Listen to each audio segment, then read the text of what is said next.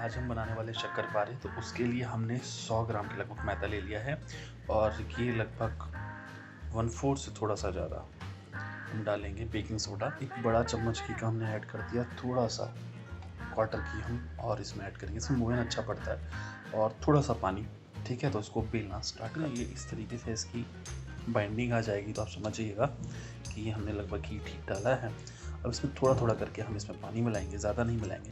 हमारा आटा बन करके तैयार है, इसको हम थोड़ा 10 से 15 मिनट के लिए ढक के रखेंगे। दोस्तों ये हमने बेल लिया, अब चाकू की सहायता से हम इसमें कट लगाएंगे।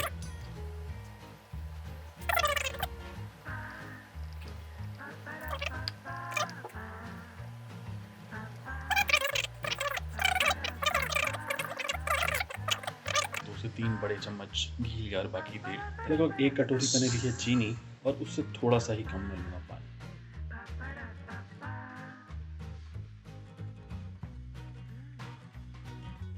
ये चाशनी है ना, देख रहे हैं, एक तार की हो गई है।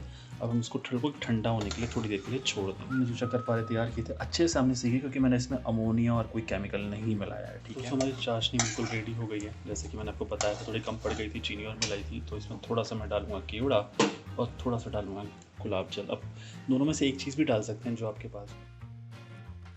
जैसे ही क्रिस्टलाइज होने लगेगी ना चाशनी, तो फिर इनको निकाल लेंगे। ये हमारे शक्करपारे बन के तैयार हैं। देखिए, चाशनी हमने मंदी गैस पे रखी है ना, तो क्रिस्टलाइज नहीं हुई है, ये इसकी पहचान होती है। अब बस इसकी हमें 1 से 1.5 तार तक की चाशनी बनानी है, आधे घंटे के आसपास छोड़ देंगे।